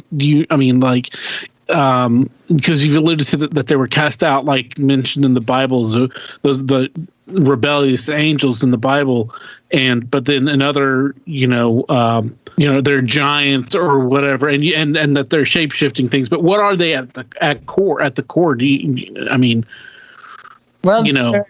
like, the biblical scrolls, they call them cherubim. They're living creatures. Living beings. I saw 4 living beings, they had circles with eyes, they're creatures. They're like animals. They're like I said, they're higher than man. Man is made in God's image. Well, these things are created, by somebody else. And, by the ones that rebelled against the great creator. So we do know that there are good ones and that there are bad ones. So, and to distinguish, we got to figure out which ones are the good ones and which are the bad ones. And it does depict on South Mountain, these petroglyphs, it does depict some type of war that was going on, that these Indians were shooting bows and arrows at these flying snakes and at these flying orbs in the sky. And there was another entity, very few panels of this has survived over the last 60 to 70 years, but it does depict another race of entity beings beings were here, and it looked like they had 4 arms, and they had this magical staff weapon. And one of the petroglyph panels, you can see this on my Facebook page, you can see this in my book, you can see this on the internet. Search my name, I'm all over the internet, and you can search. You can see on how this entity is shooting this staff, raw staff, up at a flying half human, half snake. Okay, so when we look at that, and we look at some of these other ancient tales, for instance, let's look at India. Okay, let's look at the Via Matis. Okay, the Via Matis. All right, so that's where my mind was. That's where my mind was going as soon as you started talking about this shooting up at the sky. So yeah. So okay, so, cool. And when we look at these paintings, some of these paintings depict demonic creatures. They depict scary monsters, and they have 8 to 12 arms. They've got all these arms, and so their story is that there was a war, between the good entities and the bad entities, and mankind was their prize, was their trophy. And, apparently we're here today, so the good entities must have survived. But the story goes on to say that they buried their weapons in certain places around the earth because they know eventually they're going to have to come back and reuse these weapons. So they left these weapons buried in certain spots of the earth. Is South Mountain one of them? Could be. It could be. That's some of these tombs that I found out here. Who knows what's inside of them? But yeah, it clearly depicts some kind of weapon was used to shoot at these flying serpents. I mean, if we use weapons today, even a nuclear bomb, hell, they'll just drink that for water, dude. They'll absorb that energy in a heartbeat. So we can't stop these things, And so, a lot of these scrolls say that they're watchers. They're watchers in the sky. They're watching. They're waiting. Soon they will make contact with man again. And when we look at some of these prophecies, it tells us what to look for at the end of days. Nobody knows when the end will come, when the Great Spirit will come back and rule on earth. Nobody knows that. Even these angels, even these beings that we see in the skies today, they have not a clue, but they know it's getting closer because this is why we're starting to see more and more of them in the skies today, especially around wartime. Soon as mankind starts making war with each other, boy, these Foo Fighters are in the sky. Just like World War II, they're trying to figure out what were these crazy lights following them. For 30 years, they thought that it was the other side's weapon technology until they finally got together and said, no, that wasn't us. Well, it wasn't us either. And then President Reagan comes out and says, what if we were invaded by something, from another planet? Would all of nations gather and unite against these things? So the presidents kind of know what's going on. I think that they kind of are also kept in the dark. I think there's a lot of crazy things that the president doesn't know about, but there are people in these high officials that that know what's going on, and they're never going to tell us what these things are because of their history. Now, if these things were here to help us, like a lot of people think that's going to happen. All these UFOs can come down and they're going to help us and they're going to cure cancer and they're going to feed us and blah, blah. No, dude, that's not it at all. They're here to conquer us. They're here for us to worship them again. Because look at the beginning. Look at the history of these things. Each time, because, the natives say that we're in the 4th world getting ready to enter the 5th. Okay. Then each time the world ends, man has to start over again, because they screwed up the last world, so they got to start again in a new world. And every time the world starts over again, these things in the sky are here to help them. And to my opinion, look at history, to mislead them. Okay. To mislead them. All right. And so when we look at what's going on here, it looks like we're getting, when we really look at the world today, we're right in the middle of World War III. Even though the nuclear missiles isn't dropping and this and that, we're still, in my opinion, in this type of World War III. We got this biological quote-unquote weapon that we're dealing with now here. Who knows what it is? Is it a weapon? Is it a virus? Is it somebody from eating bats? Was it made from a chemical lab? What the hell is this thing? All I know is it's killing people. That's part of the prophecy, dude. part of the prophecy. Everybody knows, these things know that we're almost to the end, or that we are at the end, at the fourth world, and we're almost beginning to enter the fifth. Okay, so when this world changes at the end, at the end of the fourth world, there won't be any food, there won't be any water, all right? Just as it was in the beginning, so it shall be in the next world. So it shall be in the time of the end, okay, as life as we know it, because we're not going to have any food, no water. The air is going to be, polluted. We can't breathe, but yet they're going to see these lights in the sky, okay? They're going to see these lights, and one's going to come down, and he's going to morph. He's going to shapeshift. Okay, he's telling us, the petroglyphs are showing us. The Native Americans that have already told us they're shapeshifting. They turn into men. We worship them. That's exactly what's going to happen. They're coming down. They're changing shape. They're going to say, look what I can do. I can clean up the water. I can clean up the air. I can give you food. In return, worship me. I am your God. Wow. See, that is the whole scenario that, in my opinion, is leading up to. At first I'm going into this thinking, oh my God, spaceship, little gray guys, they're here to help us. This is a great thing. And now I'm taking 2 steps back and I'm like, hold the phone. Look at the evidence that you have discovered over the last 20 years. Look what it's all pointing to. Look at the world today. Look what's going on here. Yeah. And, so, yeah, and that is my opinion through the evidence that I've collected throughout these over 20 years I've been doing this, and a lot of people, they don't want to look at this. This is the reason why a lot of cable shows, they don't want to talk about this. Ancient Aliens wants to use Giorgio up there saying, oh, the spaceships, and the crap, and this and that, and just blowing people's smoke up their ass, dude, because that is not what's going on here. If the government actually came out and these cable shows actually came out and said, look, there's flying snakes coming out from that mountain out there. This is the true history of these things. Do you think a lot of people would live in that valley today? No, there would be a mass exodus out of that valley and be afraid, in which they should be. This is a scary thing. They're not here to help us, dude. They're here to watch us and to conquer us once again. Until the real entity being comes down, and then again, we're talking about the Via Maati War again. You have another war for the humans again. History has a tendency of repeating itself, and this is the way the history seems to be pointing in this direction, with the petroglyphs, with the stories, with the things in the sky, with the scrolls that have been written over 7,000 years ago, with the evidence that we have collected today, with the biblical archaeology evidence. Everything is adding up and pointing in this direction. Wow. And look, dude, if I thought it was something else, I'd be telling you, look, it's something else. No, man, I took a 180 on this shit, dude. I'm like, dude, this is what is happening here, and so the cable shows, once I started bringing this up, they don't want to talk to me no more.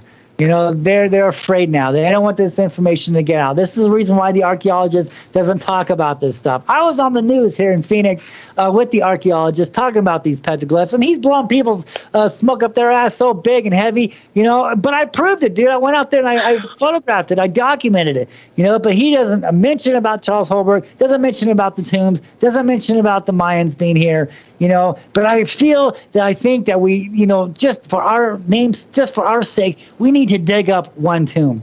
Whether it's in our generation or the next generation, we need to dig up one tomb. All right. Obviously, there's tombs there. Now, you can find this information on my website, petroglyphsinthesky.net. It's all one word, petroglyphsinthesky.net. There you can find my book, and you can find photographs of the tombs. You can see some of my UFO sightings there. You can find where you can pick up a copy of my book. The book is called The Phoenix Lights, Petroglyphs in the Sky, True Stories, Myths, Legends, and UFOs over Phoenix. Now, this book actually goes into the history of Phoenix. It talks about Charles Holbrook. It talks about how to understand the rock art. And it talks about when the seasons, you can see them. And this was a big secret back. Nobody taught me this. I learned all of this on my own. I learned how to predict when they were going to be here, where they're going to be at, what times, what months, and the first year it was great. The second year it happened again. The third year it repeated itself. that was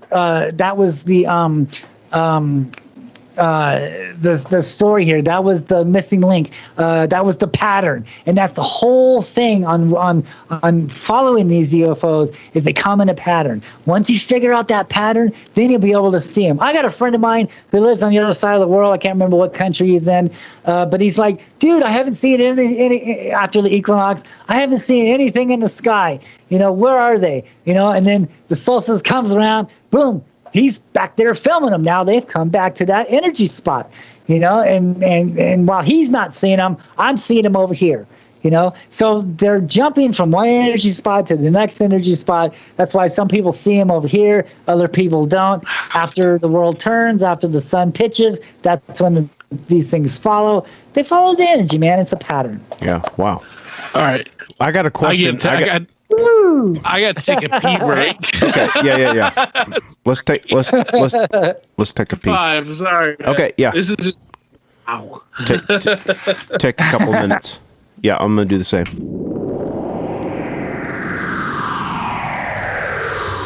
Hey Barry. Yeah. Have you ever seen a goat sucker? What? Goat sucker, chupacabra. Oh yeah. Yeah. Have you ever seen one of those? I haven't seen one personally, but I've heard about them. Yeah, me too. If anybody's got a goat sucking story, if you got a goat sucker story, we want to hear it. If you got a Bigfoot story, we want to hear it. If you got a Loch Ness Monster story, or a Lake Champlain story, or Ogo Pogo story, or an Oingo Boingo story. Wait, that was an 80s band. Anyway, you got a weird cryptid story, we want to hear it. I didn't even know what a cryptid was, man. Yeah, dude, cryptids. They're like the animals that haven't been necessarily proven by science. They're the ones on the edge. They're not necessarily known animals, but they're known animals. We don't have the bodies or anything like that. So they're kind of like half myth, half story, based in reality, but still in that weird mystery area that we don't know about yet. Cryptids are fun.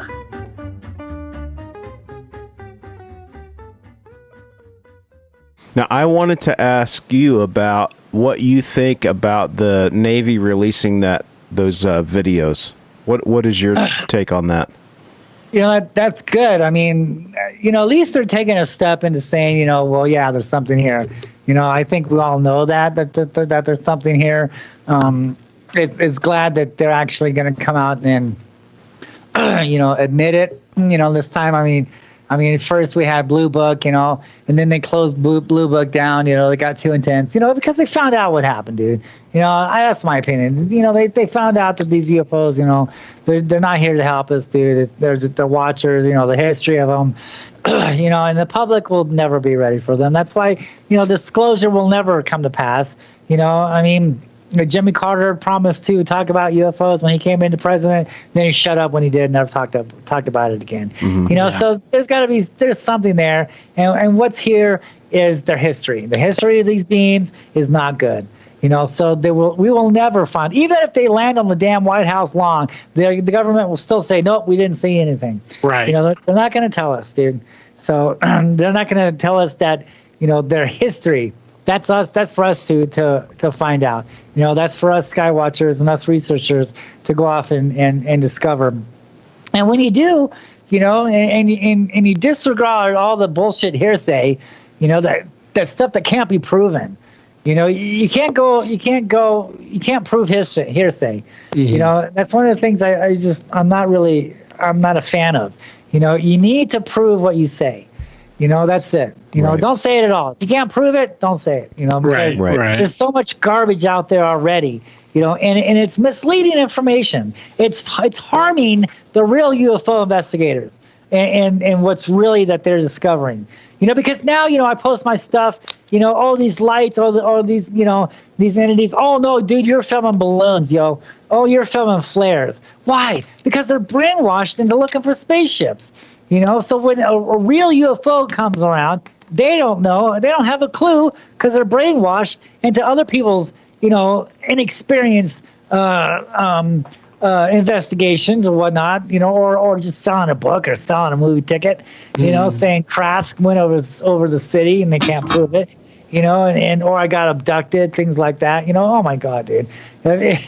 or the Men in Black. See, I dealt with all this shit. I've dealt with this stuff. These airplanes followed me. And, in the beginning, I'm talking about white airplanes. When I got to the mountain, okay, and I filmed this serpent coming out of the canyon, okay, and that aired on Channel 3 TV News, then the black helicopters were following me around. Yes, there are black helicopters. I have documented this. You can find my YouTube channel. I have 2 of them. Petroglyphs in the Sky, and then the Phoenix Lights Petroglyphs in the Sky. Okay. The first one, Petroglyphs in the Sky, that's an old account. I can't get into it anymore. But you can see the black helicopters that I was posting.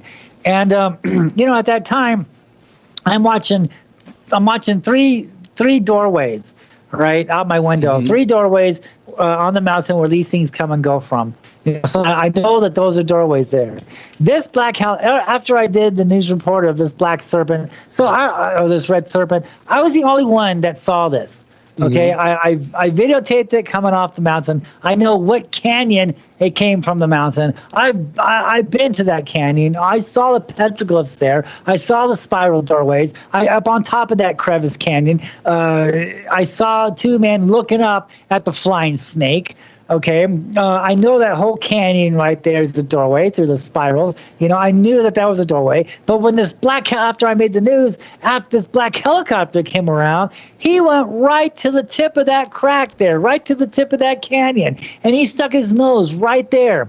Okay, and he hovered there for a long time, and then he took off. He checked out this doorway here that I was watching, that doorway over there that I was watching, and then all of a sudden he went to some other doorways that I didn't know about that I put on my list to watch, and then he faced right there at my window, dude. He nose to nose to my window from my apartment window to the mountain. He sat there and hovered, looking straight at me, man. And then he cruised. He cruised over to that. He cruised across the mountain again. He went right back up to where that serpent was. He went to that spot 3 times, man. And all the other times he was going to these different doorways on the mountain, but he at the end of it all, he ended up back at that spot. I'm videotaping all this stuff, man. I've had black helicopters, fly around the mountain and then fly right at me, going right above my apartment window there. I got good footage of that. And then, 5 minutes later, a UFO would leave the mountain there. It has everything to do with energy. Okay, so when the energy starts to build up, it attracts these beings to that energy spot. It opens up these doorways. Okay, and I've been saying this ever since 2005 when I discovered this.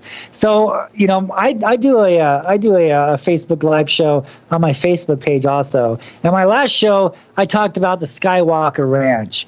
Okay, and I was watching that show a couple nights ago, episode 4, season 1, episode 4.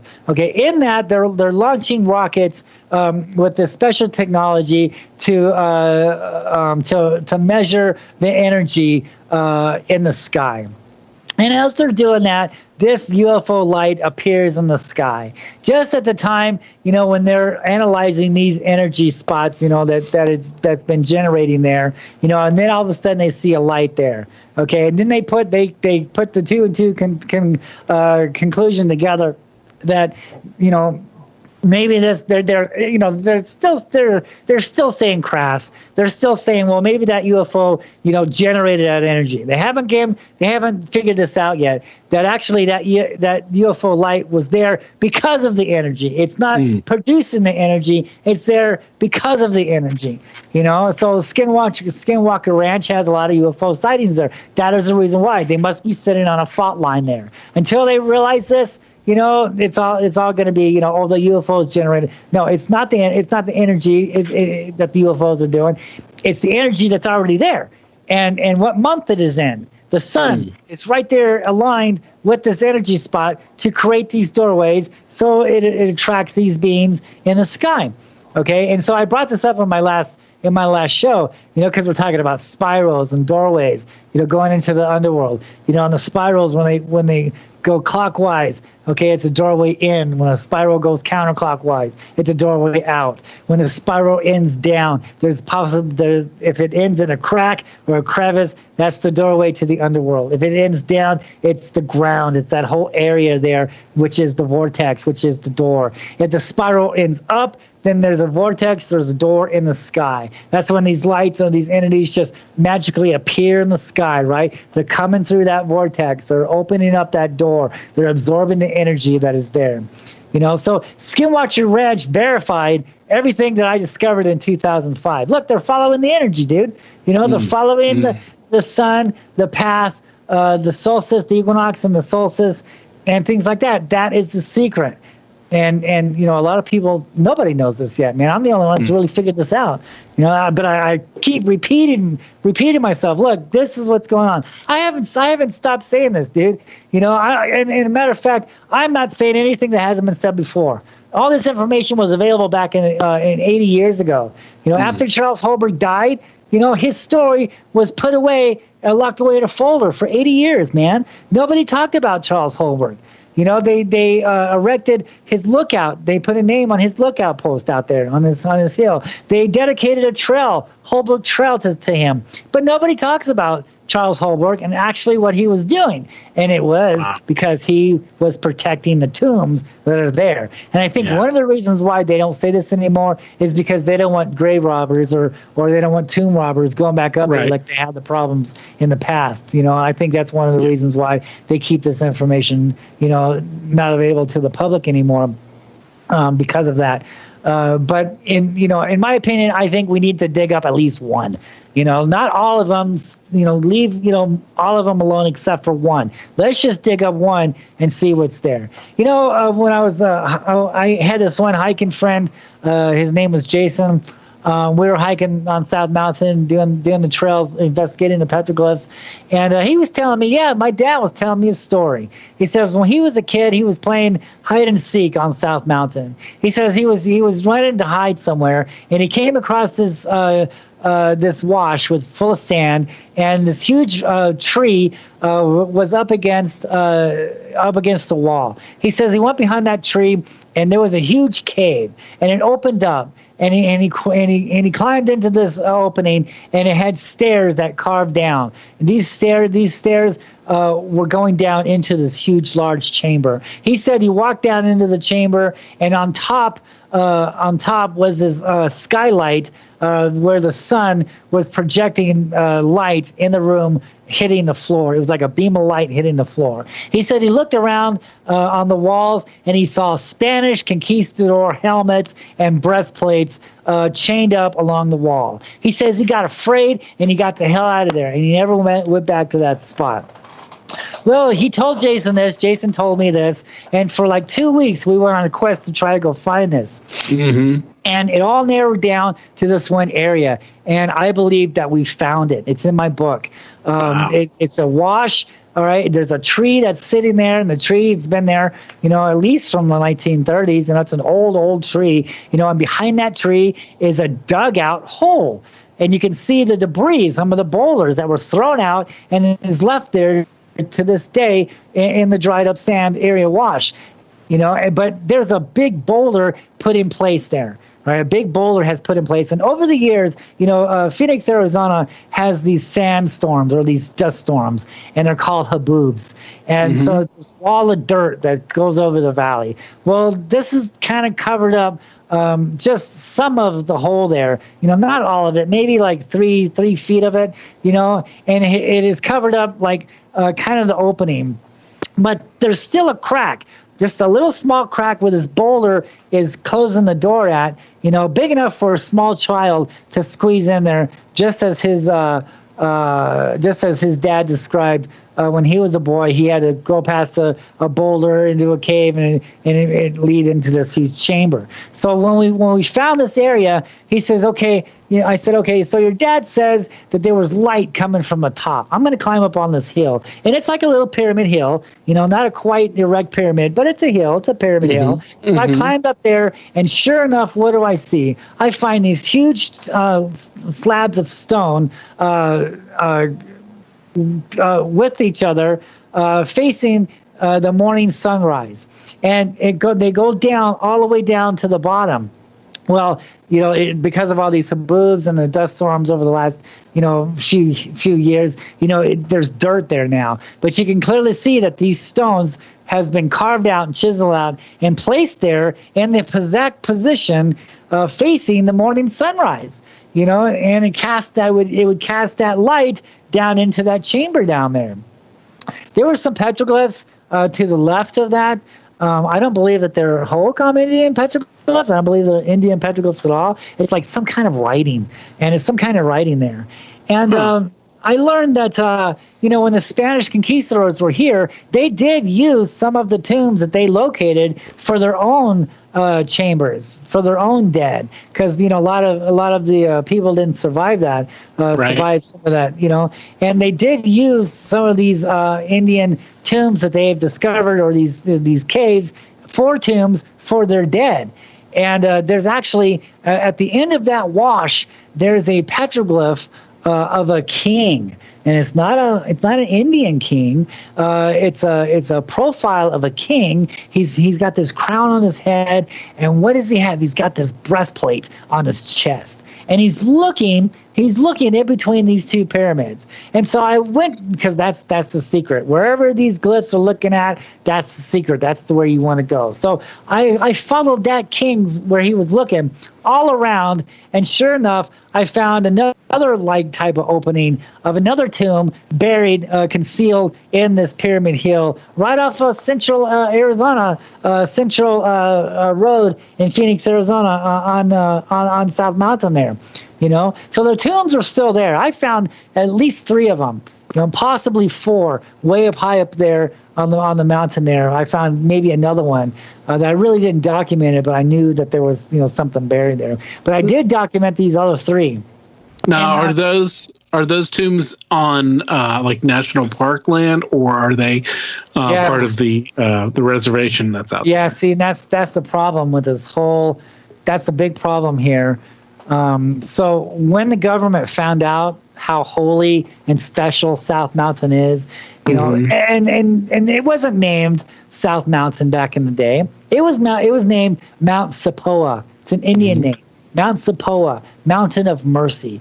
All right, and all the Indians from all different tribes and all different nations gathered here at this mountain. This mountain was so holy and so sacred because of these Phoenix Lights, because of these entities that were drawn to this holy mountain. They were here for worship and trade and sacrifice, and to simply watch their gods.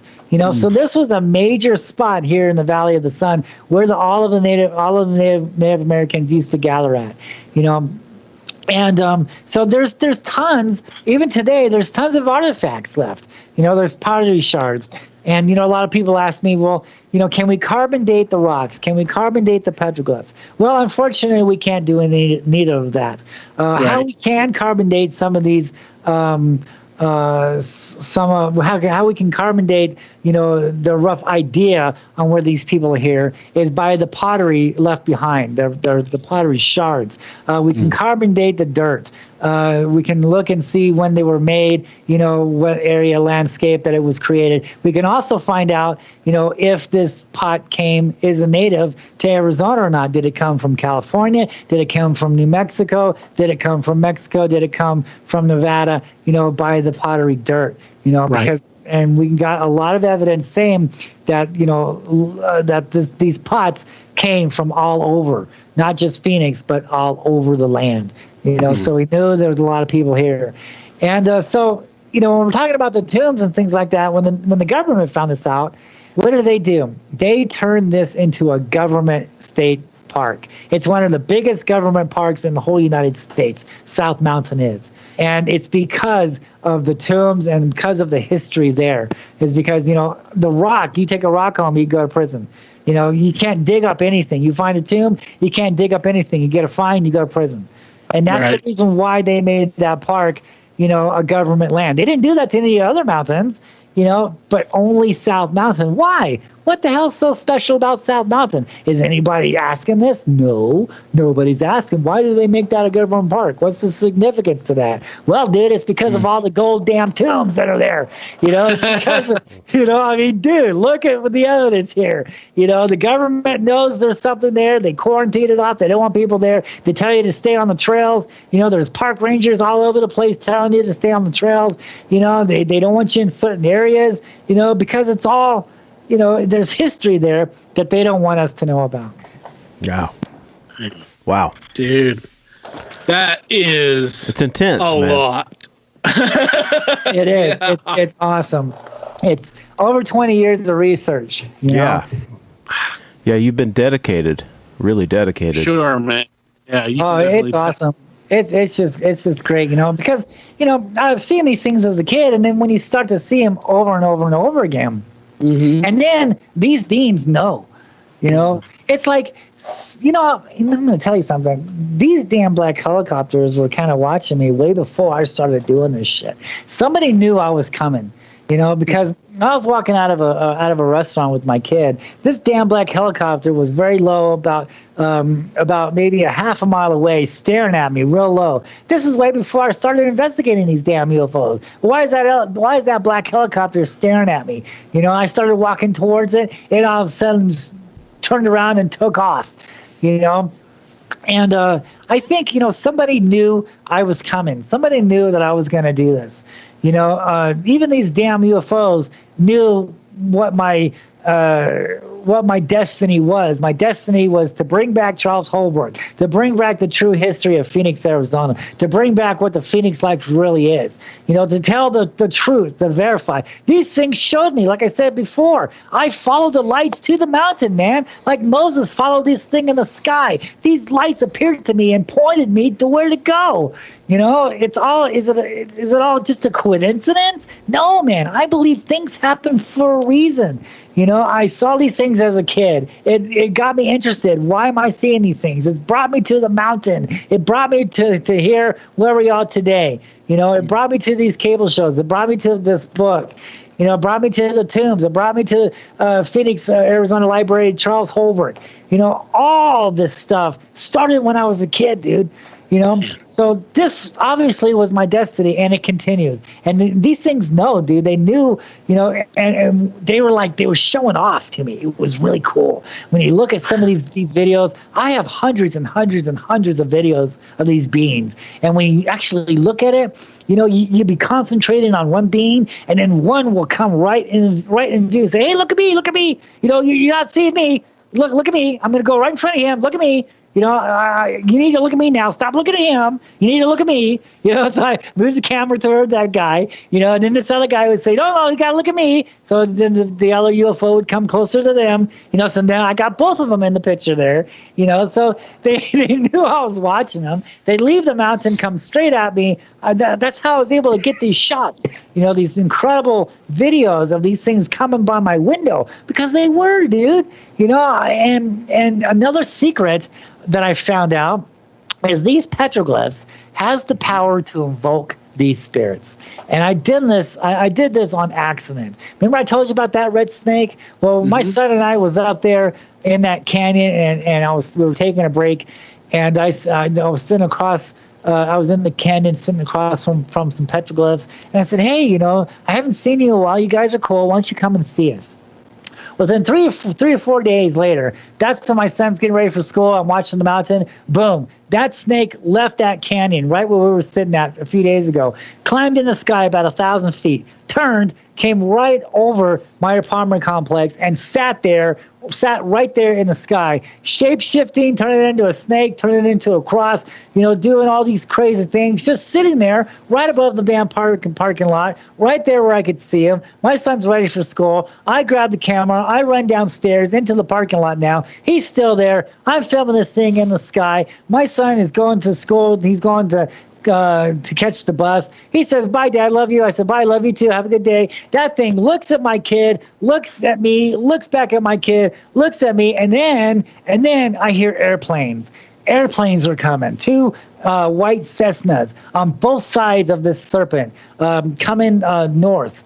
And you can hear them. They're getting closer. And that's when this thing started to move. It moved. It went over the valley and it went over Phoenix, Arizona, and went down into the mountains over there by Camelback Mountain. And it was just crazy. It knew I was there. I summoned the damn thing out. I told it to come out, and that's not the first time either. I found another spot on the east side of South Mountain that I said, "Hey, why don't you guys, come and see us?" As soon as I got up the mountain, boom, there was one in the sky. I tried filming it, but it was so fast. I got it, but I had to slow down the picture to see it. And I was telling my driver, "Look, you need to go faster because I want to get in front of it and stop so I can film it in front." But it went from the east side to the west side in seconds flat. Another part of the story also too is what we see today on the east side of South Mountain. The east side is holy to the Native Americans. Mm-hmm. It's always been holy, and that's the reason. That's where the equinox sun, the solstice sun, comes up from the east. Things like that, and so that's where they were burying their dead at. All right, and when you look at Google Earth now today, when you look at South Mountain on the east side, you can see a lot of golf courses all along. Front and back in front of South Mountain. There's golf courses, there's housing complexes there, there's a hotel room, and there's a bar called Rustler's Roost. And that's sitting on the east side of South Mountain now. And I found this map in the Phoenix Library that showed that these were actually burial grounds on the east side. All that whole east side is all burial grounds. And when the construction crew was digging up that area to make their golf courses and to make their houses, their housing complex, and to make their Rustler's Roost, the Native Americans were protesting. They were out there with their signs, cursing the white man for digging up on their land, digging up sacred areas, disturbing their ancestors, and they cursed the people who were going to live and play on that land, because that's all burial grounds, and to this day, people have not a clue that they're living on a sacred Indian burial ground. Who knows if they move the bodies or not? It could be like another poltergeist, where they just put the apartments over the burial ground. Yeah, but all these areas there, all these golf courses, burial grounds, and it's just crazy. Wow. Wow. Intense stuff, for sure. It is. Okay, so you've got your website, which is petroglyphsinthesky.net, correct? Yeah, .net, and I've got a Facebook page. Okay. It's Jeff Woolwine / Petroglyphs in the Sky. There I do my live video show on Facebook there, and then I put the video on YouTube. It all depends on how the internet is working. If the internet is slow on Facebook, then I just go to YouTube and I do live there. Make sure you follow me and you like my stuff and spread the information out. Yeah. I'm just now I just now signed a contract with the Travel Channel. And they're going to be showing some of my UFO videos. So cool. There's a new UFO show coming out soon on the Travel Channel. Great. So you want to look out for that. You're going to see some of my UFO videos in that. Great. And cool. So, yeah, if anybody has anything that they want to share with me, I like to talk about it on my show. I talk about petroglyphs. If you have a good UFO sighting, I'll talk about the sighting. I'll show it. I'll give you the credit. Tell me your story, man. Contact me. Great. Like and share my page, man. Let's get this information out. Let's stop looking at hearsay and start examining the facts. And this is the facts that I brought with me today on your show. This is all documented evidence. I haven't said anything that hasn't been said before in the last 80 years. I have proven this without a shadow of a doubt, everything that I've said, and I can back it up. A lot of these UFO reachers can't. Okay, they just have hearsay with no proof. I have proof. I have documented evidence. I have the history backing me up. I have the first park ranger backing me up. I have the Phoenix Lights backing me up. I have the Rock Guard backing me up. I have the Native Americans backing me up. Okay, I am probably one of the most credible evidence researcher out there in the world today. And yet you're probably very controversial amongst the other UFO researchers because your stance. Wow. Oh, yeah. Oh, yeah. Wow. I mean, it's been a battle. It's been a battle. I mean, especially when I started changing my ideas. You know, it's all fun and dandy when you're saying spaceships and crafts and guys running around, gray men, you know, but once you start changing your views on this, saying, look, this is another life form. These are entities, man. You know, these books call them angels, you know, the Anunnaki and things like that. No, let's shut him down. He's filming balloons. He's filming flares. You know, he's not credible because he's not saying spaceships. He's not saying crafts. You know, he's a Bible thumper. He's a prophet Yahweh. All this bullshit, right? You know, and it's just, it's frustrating. But I knew I was right. I'm not faking none of this shit. I all my stuff has been analyzed. You know, all my stuff is real. You know, all the petroglyphs out there has been documented and real. You know.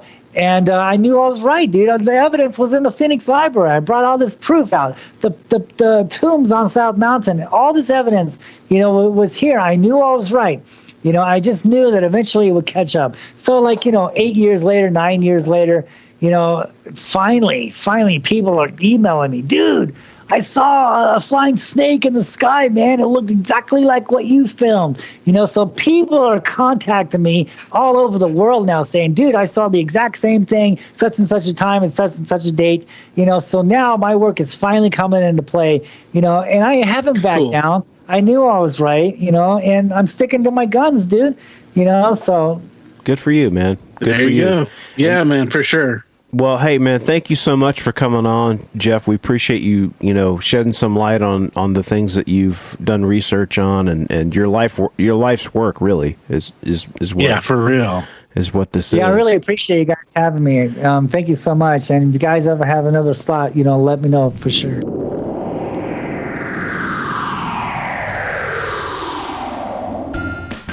Say, Barry. Yeah. What's the weirdest job you've ever had? That's a good question. It would either have to be the time that I worked at a cattle feedlot or the time that I worked for a Greek painter. Were you his model? Not quite. Well, you know, it's funny because one of my weirdest jobs was being a model in art school, but it was portraits, not full body nude. The reason I'm asking is because those jobs may be kind of normal, but we know people are out there that have weirder jobs than that. Maybe you're a mortician. Maybe you're a scientist trying to bring back the dinosaurs or the woolly mammoth. That'd be cool. That would be really cool. If you guys out there have weird jobs, unusual jobs, crime scene photographer, maybe you worked at an adult educational film set, if you know what I mean. Wink, wink. Just something that's unusual, out of the ordinary, and, you know, a little bit weird. Hey, those are cool stories too. We'd love to hear those. So give us a call or an email or whatever. You know how to get a hold of us. Be part of the community of Weirdsville.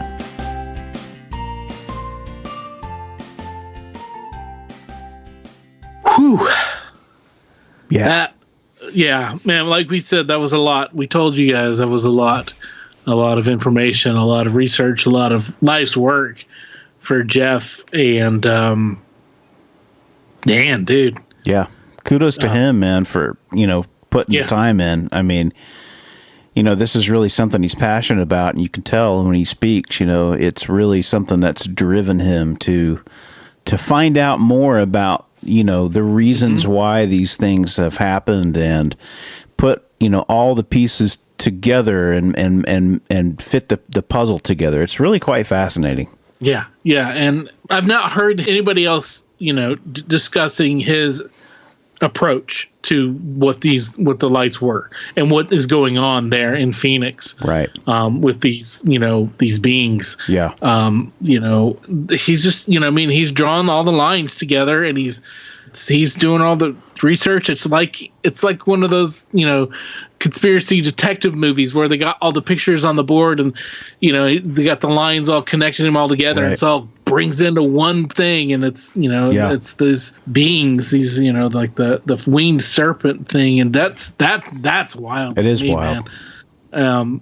And I mean, I don't even know where to go with it. Yeah. And I mean, we talked to him. It's been a few weeks since we talked to him, and it's still just something I'm digesting a lot of it. Yeah. Because there was just so much information. It is. there, so. And it's interesting that he's first of all, you know, Arizona has been a hotbed for this kind of stuff.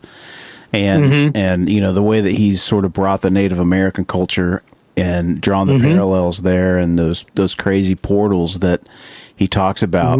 I mean, I don't discount it, because you know, at this point in time, it could be anything, you know, and it's like, you know, why not? You know, why not that? And this is whatever, you know, information that he has gotten over the years has led him to believe that, you know, this is what's happening. And, you know, it's interesting stuff. And I think people will dig it. You know, I think people will get something out of it, you know, whether or not you believe what he's talking about, or maybe it opens your mind to, okay, this is a possibility. Yeah, but if you are interested in, you know, in his his research, you know, and his book, he's got this book. It was Hieroglyphs in the Sky by Jeff Woolwine. It's Woolwine, and check that out. You know, help him. You know, throw a few bucks. I think it's on Amazon. He said, but yeah, that's. You know, I'm sure it's going to be an interesting read, because we just heard, you know, probably, you know, just a portion of it that he shared with us, and so much going on, and just wow. I could see another book on the horizon for him. I don't think he said all that there is, you know, to be said. Oh yeah. And you know, he's not just stopping. Yeah. You know, it's you know, he's still researching, and he's still doing and still investigating, and that he's going to be doing that for quite some time. So yeah, cool. Great stuff, man. Well, thanks again, Jeff, for coming on and sharing your stories, man. We really appreciate it. Yeah, amazing stuff. Just wow. So yeah. Well, all right. Well, I guess that brings us to an end for the episode. This is a long one. So I guess we'll just shuffle on out. Next week, Bear, before we go, I'll let you know that next week we have Andy the Doorbum. Awesome. Andy's great guy, great interview. Yeah. Very talented musician and actor. Yeah. Yes. And just interesting all around. And ironically, somebody who I had met in the past when I was touring with Our Lord, and he used to work at I won't tell you what the origin of his name, but I had met him in the past when we were touring and stuff, and he's another one that Emotron had guided our way. So yeah.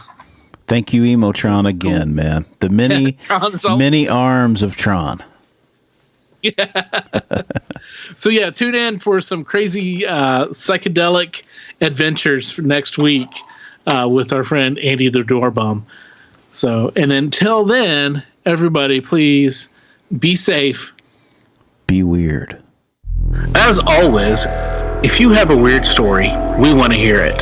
If you have a lot of them, we want to hear them all. We can't do this podcast without your invaluable contributions. Whether it's sharing your stories, listening, rating, and spreading the word about the podcast. Thanks for listening. Until next time, be safe. Be weird.